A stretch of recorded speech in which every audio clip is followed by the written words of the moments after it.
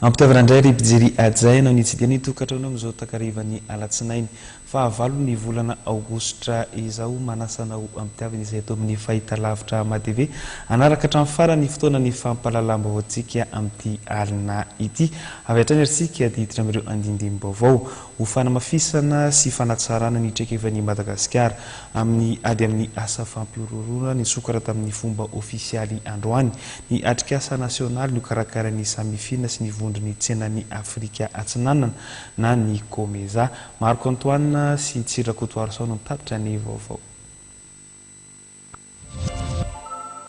Nisokatra tamin'ny fomba ofisialy androany maraina ny atrikasa nasionaly no karakarainy ny sapandrara miady amin'ny famotsim-bola sy ny famatsim-bola ny asa fampiororona ary ny vondrony tsena Afrika Atsinanana na ny Komeza. Fanamafisana ary koa ny fanatsarana ny traikefan'i Madagasikara amin'izay ady izay ary koa fijerena ny lalàna mombamomba izany no hivoaka amin'ity atrikasa ity. Anatin'ny fanohanana antsika mihitsy zany ny fanomezana atrikasa ohatran'izao izay hanamafy ny fahaizantsika fahaiza-manaontsika ary hanamafy ihany koa ny ho fanatsarantsika ny lalànantsika. Madagasikara mantsy tamin'ny taona 2014 nangataka hiditra amin'ny Samlaga dia efa voaray ho mpikambana mpanara-maso ny volana aogositra farany volana aogositra zao ka hatramin'ny voalohan'ny volana septambra dia fikaonandoha any Zimbabwe any Harare Zimbabwe zany izay ivorian'ireo ministra ny mikambana ao anatin'ny Samlaga ary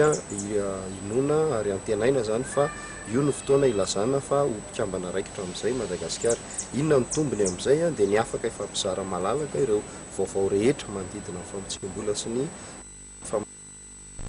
asa fampiororona ka amin'izay fotoan'izay Madagasikara zany dia hoatokisan'ireo firenena mpiara-miambana aminy hoatokisany bebe kokoa ka ahazo an'izay vaovao rehetra ilainy hoentiny miady amin'izay famotsim-bola sy famatsim-bola asa fampiororona izay. Isy arak'izany ny famatsiana fitaovana ataon'ny Komeza ny samifina izay atolotra amin'ny fomba ofisialy ny alarobia fa 10 ny volana aogositra izao. Izy ihany koa atrikasa iarahana amin'ny sapandrara miady amin'ny famotsim-bola ety amin'ny faritry ny ranomasimbe Indiana ny 12 ka hatramin'ny 15 ny volana septambra atao eto Madagasikara.